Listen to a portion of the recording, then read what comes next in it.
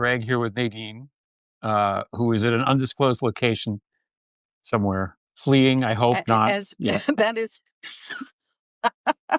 yes, undisclosed location will become a formal, a regular part of our vocabulary. yeah, yeah. And this is my maiden voyage. This is my first Substack Live. So to everyone tuning in, be gentle. I haven't been here before. It's nice. It's a different vibe than the YouTube, but I like being at my laptop and having everything kind of very controlled, as I know you do. But this has its virtues also. You could do it from anywhere. For example, it's one thing, which is good. Well, Um, I can't think of anything more quintessentially July 4th than being in a car uh, as part of the ritual. yeah, being in a car, eating something that is traditional German food, that's it. That's what it's about. It's burgers and franks and which I guess this year makes more sense than usual. But so you want to start there. You want to start with July 4th and what July 4th is. Like I just was Yeah. looking on Insta, and there's that great clip from the movie Dazed and Confused, which is set on the last day of school, 1976 at the bicentennial. And the history teacher says, don't forget what it is you're celebrating, which is that a bunch of rich, slave-owning white men didn't want to pay their taxes. And that's it. That was the scene. And then everyone Well, ignores her and runs off. uh, that is very apt. There we yeah, are. here we are. But I don't know. Like, what do To you me, think this of? is a Yeah. moment, our this is a moment where we are going to either confront the myths of America and reconcile them with a future that is inclusive of us all, or we're going to replay the past in ways that are really horrific. You know, you mentioned Dazed and Confused. The movie that comes to mind for me is Girl Interrupted. Mm, There's this scene with Vanessa Redgrave and the main protagonist, which I hope somebody will put in the chat because I can't remember her name, yeah. but uh, Winona Ryder and Vanessa Redgrave, and she's saying that she's ambivalent about her future, and Vanessa quotes this Greek phrase, which I'm not even going to attempt, but the essence of it was, "What world is this? What shores of what world?" You know, and that it's to say I've woken up in a place that is unrecognizable to me, Mm, that yeah. is unfathomable to me.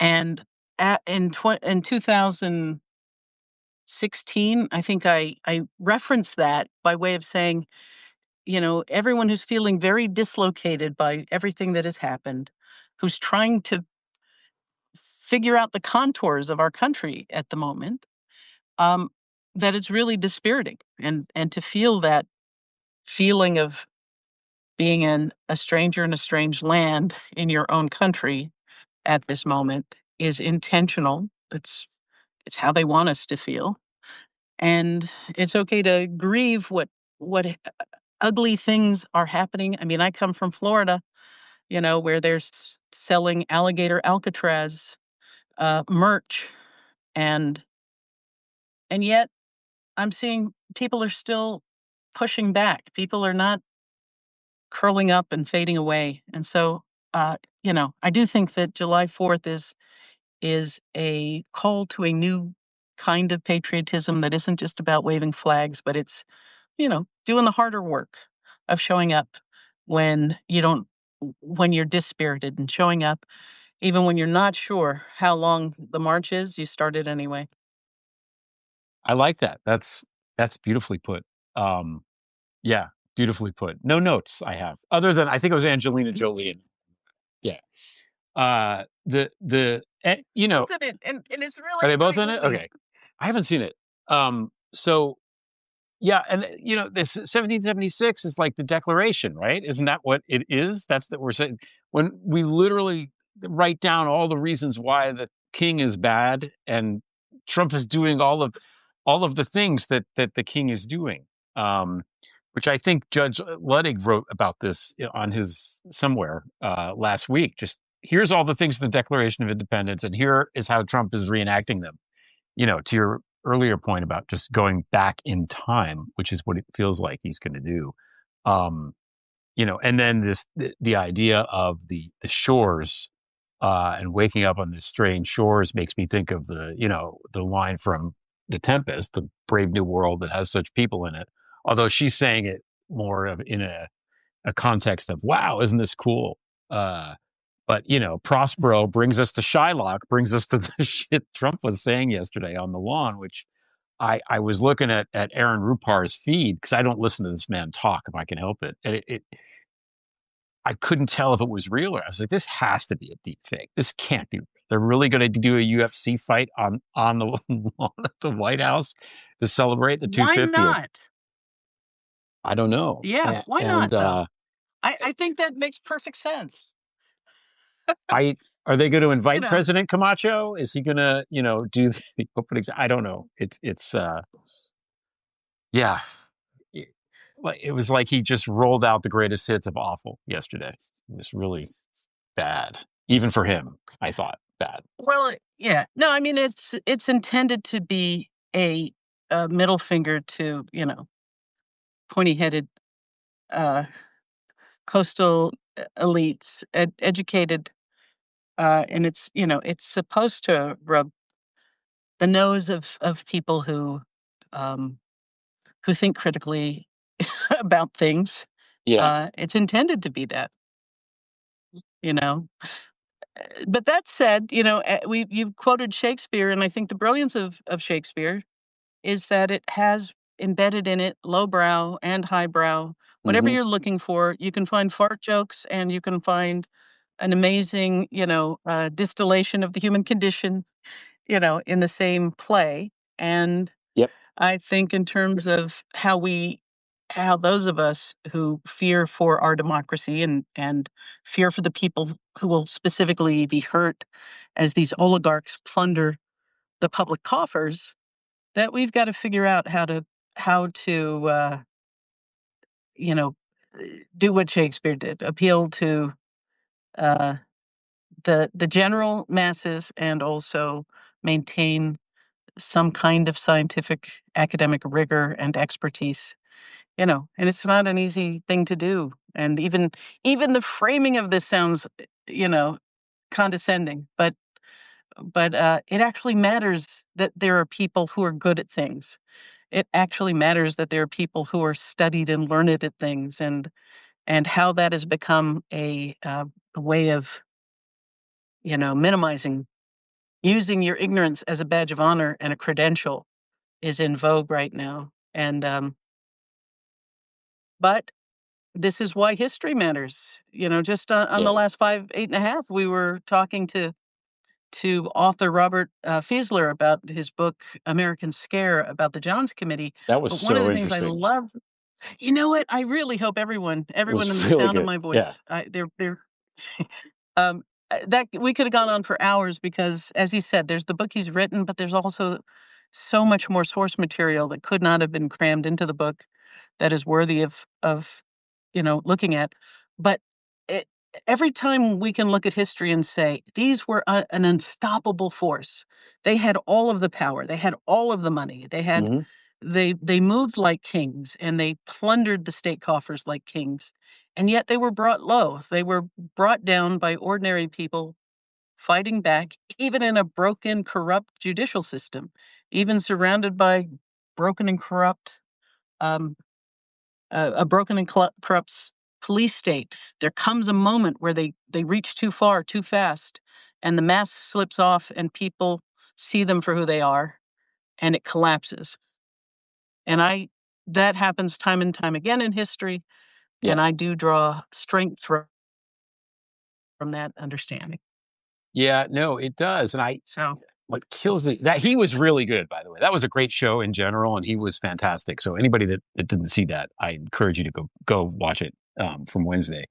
Um, yeah, I don't. I when Trump first got elected and got in there, I thought this guy's going to be gone by by the 4th of July, 2017. I thought there's no way people are going to realize that he's just a con man stealing their money. And once they realize they've been had, they're going to turn on him and we're going to be out of this mess. And I keep waiting. I keep waiting for example, Fox News to repudiate him with the idea that as soon as they turn on him, he's done. And they keep not doing it. And I don't, I get that Fox News is evil, but my God, there's levels of evil. And do they really want to just be state TV? I guess they do. I don't know. It seems like not fun, Yeah.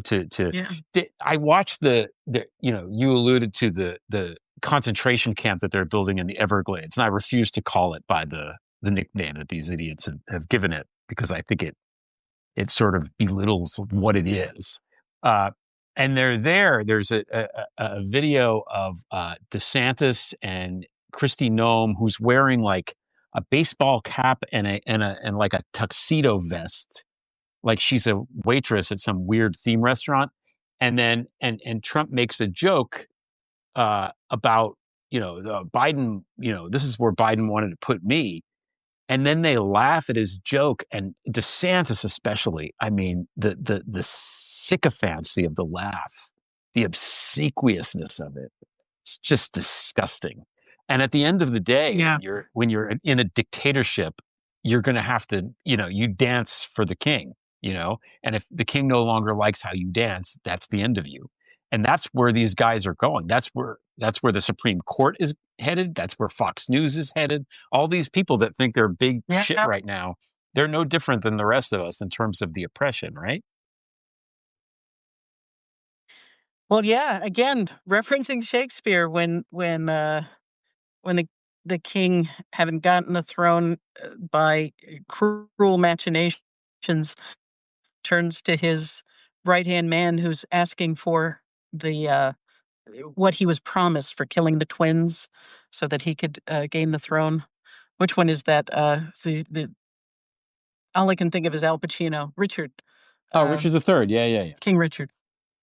Yeah, Yeah, Richard III. and he's like, "Hey, I did the dirty deed you asked, and I was promised, I don't know, a dukedom or whatever he was promised." And he says, "I'm not in the giving vein today."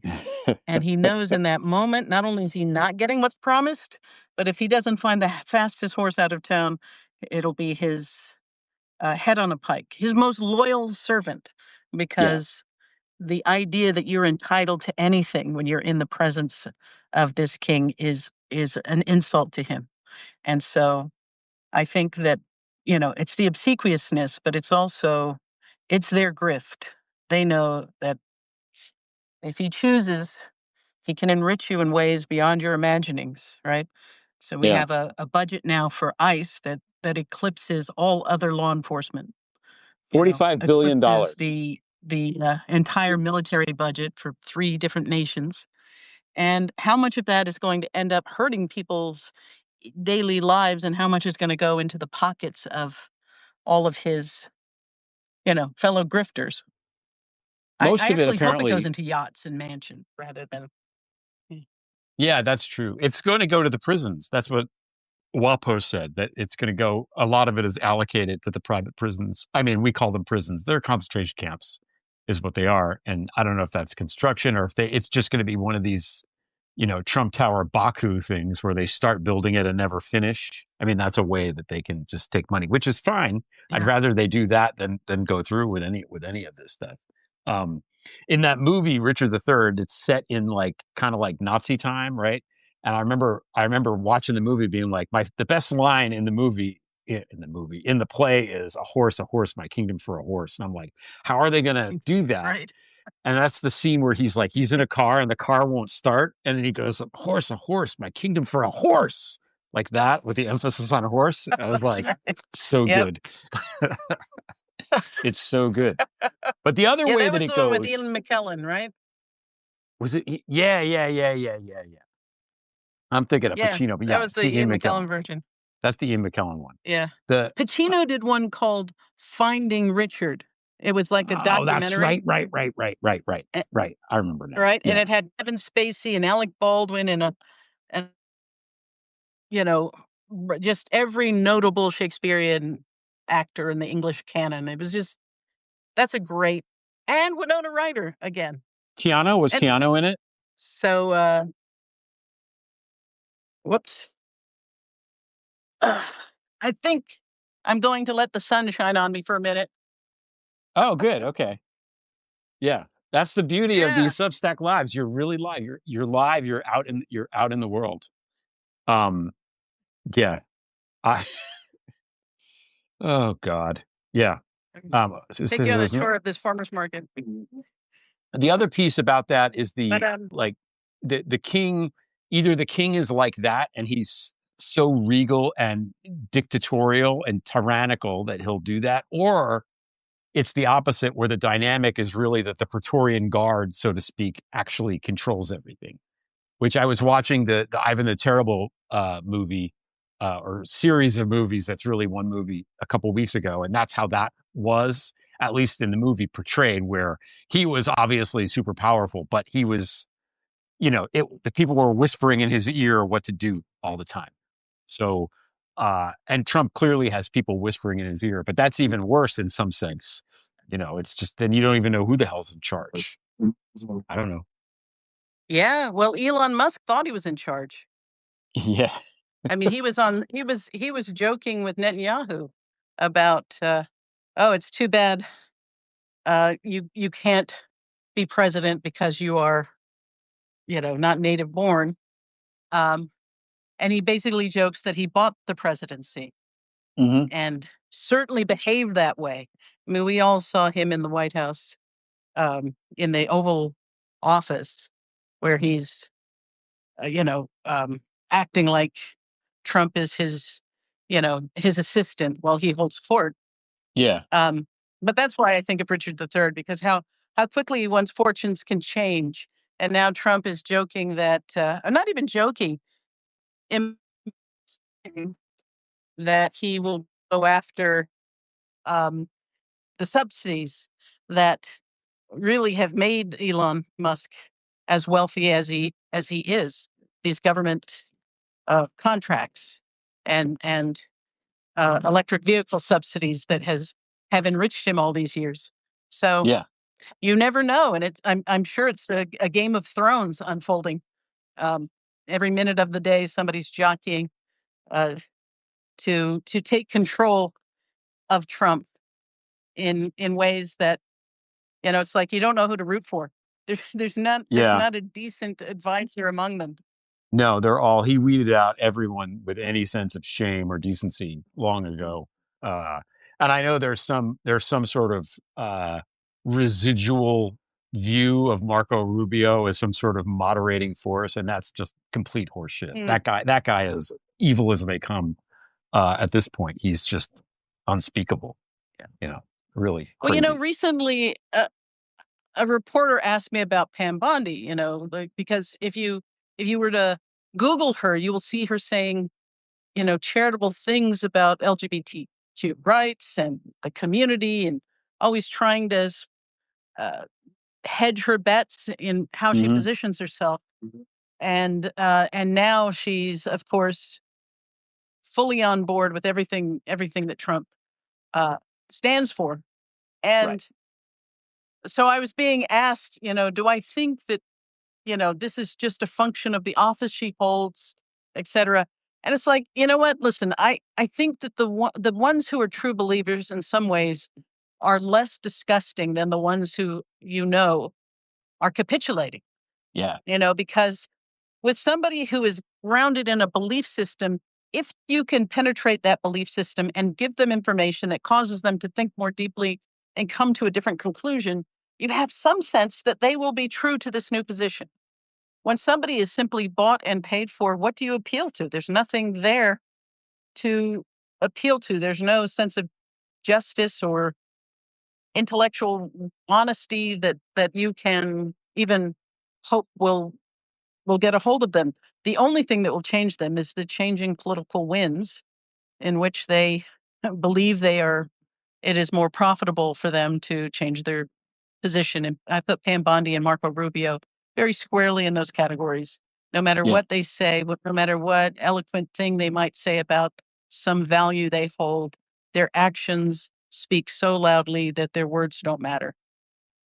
I mean, Marco Rubio he tweets out some really righteous Bible quotes, though. So I think we got to go by that. The social media feed that's everything. Yeah. I think Pete Hegseth used to use that as a drinking game. He'd just take a shot every time. Every time Rubio sent out a hypocritical I wonder if, Bible like, quote. if Pete Hegseth, Ain't like, no like love. Is that? I wonder if Pete Hegseth wakes up every day and says, "What should I make a drinking game today?" Correct.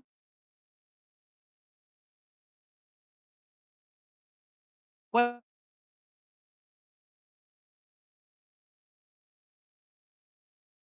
I do want to say this. I recently passed the James Gandolfini rest area on the turnpike, Nice. which I thought was sort of a surprising thing. I mean, not that James Gandolfini was not, an incredible act who brought Soprano fully to life. I just think that was the end that I was looking for. Uh, yeah, speak for construct it every time because the time passed, good and big apple invest in who's hail You're, oh, she faded out. Yeah, that was getting to be, I can't tell if it's, sometimes if it's me watching here or what when the audio gets wonky. I think that they renamed all of the exits um, on the turnpike fairly recently in New Jersey, and I think there's a little bit of a recency bias with how they did the names. So I don't know. All right, Nadine's coming back on. We think we think she's dead.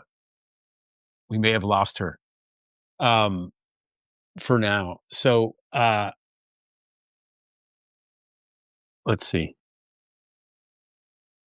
Is she coming back?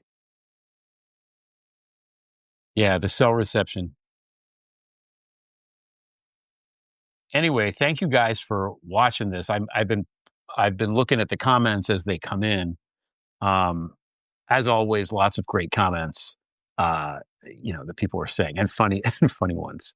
Um, so I appreciate that, especially today on you know what is really just I don't know what to make of it. Is this the first day of some new, more horrific United States? I don't know, or is it a situation where, which is what I think will happen and what I hope will happen, people will kind of wake up to the reality. I mean, there's a level of like with these Medicare cuts or Medicaid cuts and stuff like that, and hospitals closing and you know. Uh, Planned Parenthood stuff, there is a level where it's going to start to affect people for real, and uh, Trump's not going to be able to blame it all on Obama and Biden at some level. Um, Someone asked, "Thank you for the questions about the is it going to be a paramilitary force?" And it very well could be. I mean, I could see the election reform is coming. I think that's the next thing that they're going to turn their attention to, because they're going to have that in place by 2016. Um, yes, the Medicaid cuts don't go into effect until after the midterms, but they still have to win the midterms and maintain power. And obviously, they're going to try as hard as possible to do that. And now he does have effectively ICE agents roaming around in masks. So the voting rights in the United States. Oh, I have to invite her again. Okay, wait, hold on. I'm going to remove you. And then let's see. How the hell do I do this? Whoops. Sorry, guys. Oh, add. Here we go. Add Nadine. Okay.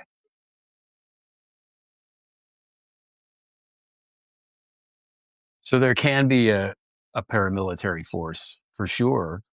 Okay, you're back. Yeah, I was listening. I just couldn't figure out how to get back in. I'm sorry. Yeah, I'm not positive. I could see you, so I was like, oh, it must be a thing. So, uh, anyway, good. I'm glad you're back. We were discussing Yeah. nice, fun, sunshiny things like, will ICE be a horrible paramilitary force that will take? Oh, But yeah. the election stuff worries me because that's one thing they can do. We have never had a system in the country where we've dealt with whether or not people in prison can vote. Like it varies state to state, and I firmly believe that everybody should vote no matter what. I don't care who you are. If you're a citizen of the country, whether naturalized or birthright or whatever, you should be able to vote, and nothing ever should take that away. But it's pretty easy for them to make that go away and say anybody in prison can't vote anymore, or just take away the ballot the write-in ballots for prisoners and then arrest everybody a week before the election. That I mean, they could easily do stuff like that. I hope they don't, but they've done all this other terrible stuff. Like, why stop now? What do you think? Well, I'm in the South, so if you know, Southern states, as a response to emancipation, basically made made it impossible to vote if you were a felon. Yeah, You lost your right even after you served your time. right. And even after in Florida, we went to the ballot and the majority, more than 60% of Floridians said, no, after people have served their time, they should get their rights back. The state basically just refused to implement it and have still created barriers to people getting their voting rights back. So what what everybody is experiencing right now is the Southern strategy Hmm. reaching around the country. And I have this idea. I mean, the chickens do come home to roost. Karma is a real thing, not because there's a great sky daddy, deciding that, you're going to be punished now, but it's much more like Spider-Man. The failure to intervene led directly to the death of his uncle, right? Hmm. And what we allow to be done in our name with our money to the least of us, will happen to us. So what we permit to happen to immigrants, what we permit to happen to poor people who are over policed and over prosecuted and have the book thrown at them, we are now all feeling the palpable fear of living in a country where you can be disappeared, Yeah, where the yeah. Supreme Court is failing to act on the most basic rights. And um, and they are appealing to this idea in people that, okay, even if I think that law is unjust, I don't think it will apply to me. And they have evidence for that. So when you have an anti-abortion law, but now a Republican lawmaker who supports it wants Right. an abortion, she feels pretty confident that her call to the governor's office and her credentials will get her an abortion. Yeah, And she's fine with the fact that the next woman who shows up, who doesn't have any of that, won't get that abortion until she's, at death's door, maybe, yeah, you know. And so that is why they feel comfortable, and they're literally shocked. The rest of us are going, "Hey, why are you shocked that your farm is now being, on the verge of bankruptcy because of, the cuts to USAID?" He's doing exactly what he said he'd do. Oh, you thought it was only going to apply to other people, not you. And we think that's a gotcha, but they are literally, yeah, I thought it would apply to them and not me. yeah, So yes, we are seeing all of that, and we're seeing the colonization of America by this new ruling class. And they are talking about it in terms of, you know, Los Angeles is a territory that needs an army to occupy it to bring it to heel. They're creating um, when Trump says, "Oh, you know what? I've heard from farmers who say these are good guys I work with. They've worked with me for years, so they're going to be okay. We're not going to kick them out." as long as they're under the care of that farmer. That's Mm. called slavery. Yeah. And that is about putting people in such a position of precarity that they can't organize to say, hey, these pesticides you're using are killing our children, or the hours that we are working are crippling us and we have no medical help. It's intended to do that. It is intended. So we have to be aware that history does repeat, and we are seeing right now the enslavement of people who pick crops. We are seeing even the, what is it, H-1 visas that Bannon doesn't want, but Elon Musk was pushing for. I Hmm. mean, part of that is if you are a someone with special skills and you're in this country, you are at the mercy of that employer. Right. You can't quit your job and go searching for another job, because the moment they take you off the payroll, your entire life, but by morning you can be on a plane. If you're lucky, back to your own country. If you're not lucky, on your way to El Salvador or in a shipping container to the Sudan. Right. By way of Djibouti. Um, oh, Yeah. it's horrifying stuff. I mean, it's really the possibilities for evil are just exponentially terrifying. You mentioned Los Angeles, and I wanted to bring this up because I know you like to bring up, uh, not that I don't, but you like to talk about like hopeful things. I was reading in Los Angeles, there's a small local news service that is operating on the ground that's done a lot of work filming all of these ICE raids and all this other stuff that's happening there. And it used to be, when it started, it sort of morphed over time, but it was a food blog. So it's called LA Taco, and it's a viable newsroom going around. And it's, I like, sometimes LB and I have a joke that like the simulation is glitchy. Like the fact that it's kind of like a Los Angeles based news group that's specifically there to document Trump's crimes, and it's called Taco, is just chef's kiss, right? That's Like right.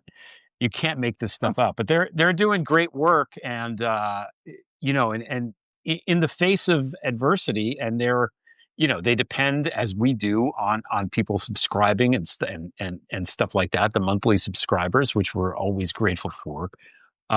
But there's a lot of people doing a lot of really great work out in the country. Mostly they're not employed by like the New York Times or whatever, but there are people out Right. there making a difference. And, you know, I think that we have to hit them with everything we've got at as many different fronts as there could possibly be. And that's the way, as we know from Yeah. watching Andor, that's the way to defeat them, because it makes them have to defend all of those fronts. And eventually they won't be able to, because we outnumber them vastly. I think vastly yet. If people Yeah. wake up and see what's actually happening, and that's the big what if, you Right. know. And I think that's absolutely true. And I also think that part of the mentality that we have to create right now, because I do, this is another gut punch, and their strategy has always been not only to flood the zone, but to take the fight out of us Right. by doing things of such cruelty. So they lift in the largest alligator to be outside of what people in Florida call alligator Auschwitz. And just like every cruel thing is intended to make you feel psychologically defeated and bereft. And I'm not here to pump toxic positivity into people. Grieve this horrible thing that's happening to our country, but also at the same time, grab a fistful of sand and hurl it towards the machinery closest to you.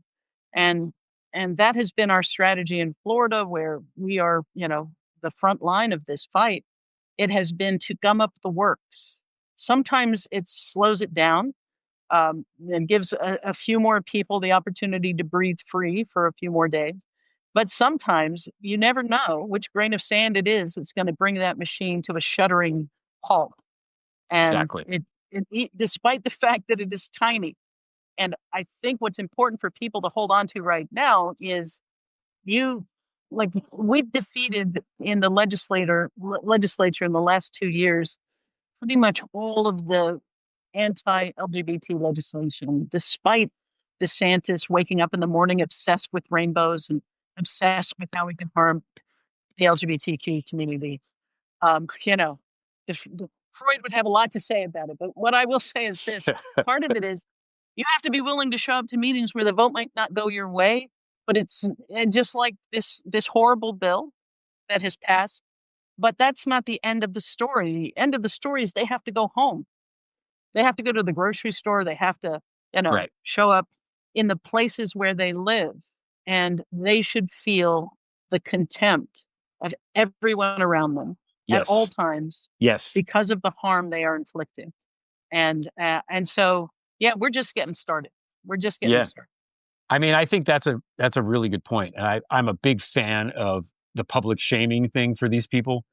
The Republicans who voted for this, anybody that's in Trump's cabinet, anybody like that. Like, I'd like to see a world where they go out to dinner and they sit down and people just don't go near the waiter. It's just like, nah, we're not even going to go over there and serve you. You want the food, cook it yourself. That level of shunning and shaming is, I think, legal and also effective if it's done to scale. Right. Uh, Well, I posted on Blue Sky my Fourth of July wish. I said, I want for you this Fourth of July exactly what you want for immigrants. mm-hmm. So if you want people to not be able to go out in public and enjoy themselves because they have to live in fear that people who look more like January 6th traitors than they look like any kind of recognizable law enforcement. We used to be upset that we saw them, masked up. Now they're just masked up in jeans and, their bounty hunter gear, snatching people up, brutalizing them, never showing warrants, never showing any kind of credentials, threatening American citizens who deign to, question their activities. Um, and so, yeah, these there's a reason they're masked up. Yeah. Because they couldn't go back to their church little league game, favorite coffee shop without, being shamed by their actions. And there was one who testified at some city council or county commission. He said, "Listen, we're bounty hunters. We've been approached and we've been told that we get $1,000 to $1,500 per head. I mean, this is, everyone's talking about Hunger Games, but this is, what was the movie where they actually hunt people? Um, Running the Man. bounty that they have.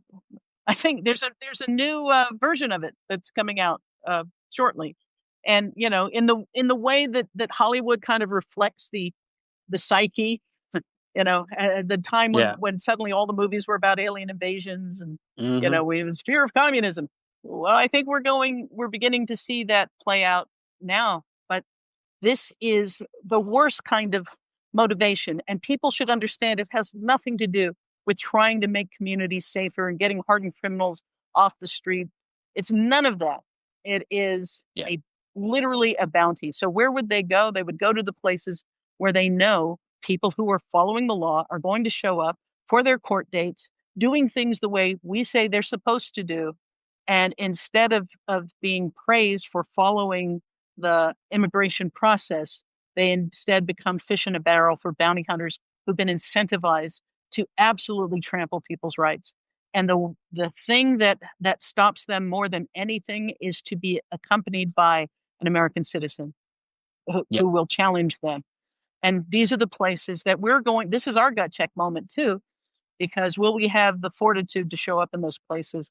Will we continue to confront ICE? Will we continue to demand, from our elected leaders, both Democrats and Republicans, for Democrats to show some fire in the belly or get out of the way for someone who will? Will we make sure that Republicans don't have a moment's peace while they rain hell on everybody else? Yeah. I think that's the way. And it's if there's enough people around, usually the ice go away. They're like weird night animals or something. If one person's there, maybe not. But if 20 people come out and start making noise, they scurry off uh, because again, they don't want to, like you said, they don't want to be discovered. And a lot of them are working, uh, maybe not illegally, but they're not in the legal system that we're familiar with, where there's, due process and stuff like that. Yeah.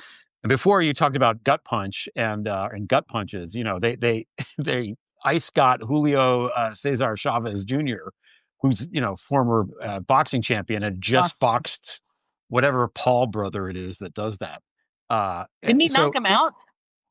I think Paul won the match in decision. Apparently, Uh, I okay. did not watch it. I'm not a big boxing user, Yeah. but yeah. So, but this is the thing. They're going to start hitting different levels. Remember, they went to Dodger Stadium. They tried to go to Dodger Stadium, and I was only half joking Right. when I said I'm watching the NBA draft, and I'm like, not everybody here is from the United States. Like, you know, are they going to let people take the draft pick away? I don't know. And the fact that Yeah. I have to have that in my head at all is just repulsive. Um, Yeah. There are bands that have not been able to complete their tours in the United States.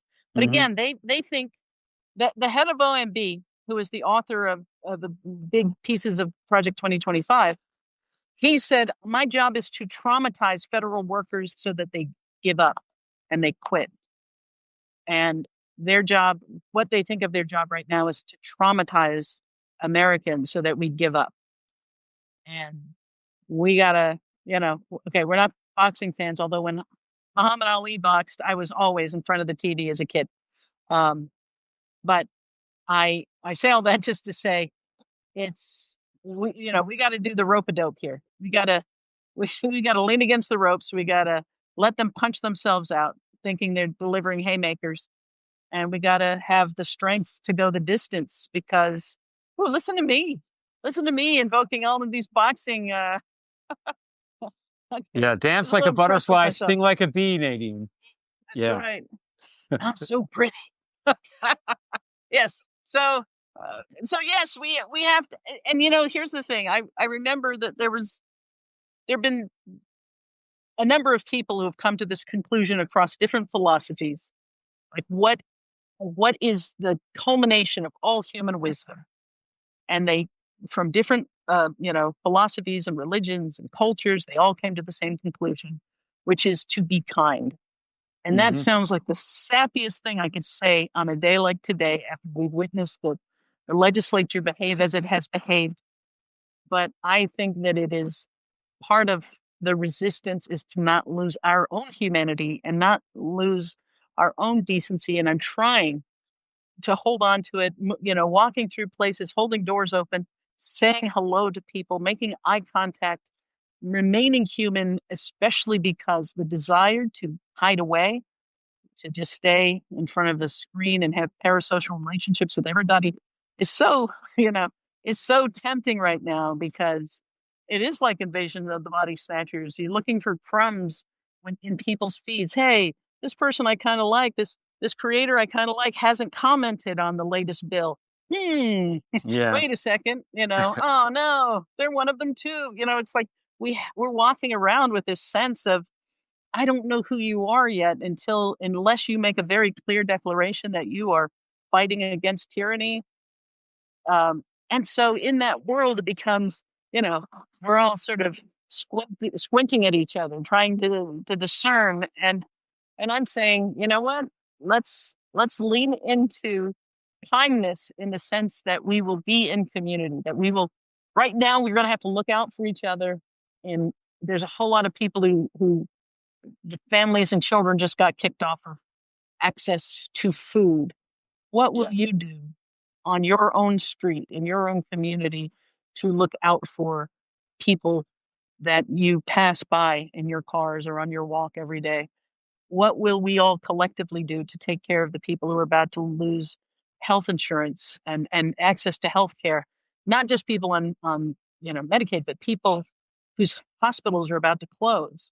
right. What structures can we build ourselves? We got to learn from the Black Panthers who said, "Hey, you know what? We're going to feed the children in this school." We have to learn from Ukraine and where they created the parallel polis, the world as it ought to be. Here's the library. They're banning books. We're creating libraries. So I'm just saying this can be a fearful time or it can be a generative time where we're thinking about how we lead with the sense that we are um, subject to one another, that we are supposed to look after our neighbor, that we're supposed to walk and talk what they use as slogans and Marco Rubio uses as clickbait. We can actually walk and talk those values. I love it. That's a perfect way to close. Because I'm not going to be able to top anything that you just said. But I agree. And the kindness part too. It's so basic, but it is at the end of the day, it's the difference between their side and our side. Is this this level of kindness and not snickering when jokes are made in a concentration camp, even though the joke maker is the president of the United States and stuff like that. I think, we can be kind and uh, that's all we have at the end of the day is our kindness. When we lose that, we lose everything. And I think it doesn't cost anything to be kind. It takes, what's the word? You know, you have to put attention to it, but that's it. That's all that it requires. So, Yeah. uh, I don't Our want to keep it. focus, intention, yeah. Yeah, intention. Thank you. That's the word. That's the word I was looking for. Uh, and yeah, you were saying looking at crumbs like it's like it's not, it's not which it was it Smoke or Stack that turned into the vampire. It's not him anymore. It looks like him, That's but right. it's not him It looks like anymore. him, but it's not him. So Beautiful. yeah. Well, Well, I'm we'll glad have we to got come to do back this and have today. that conversation. Yeah. No. Yes, No. No. thank you. Thank you for helping me.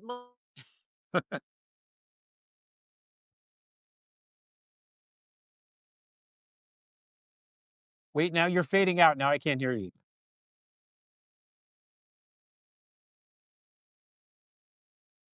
Okay. I don't know what I didn't hear the last thing you said, but that's okay because we're signing off anyway. Thanks so much, Nadine. Thank you everybody for watching and the great comments and all of that. Enjoy the 4th of July because it's here on the East. It's a beautiful day outside. So hang in there, everybody. We'll see you next time. Bye.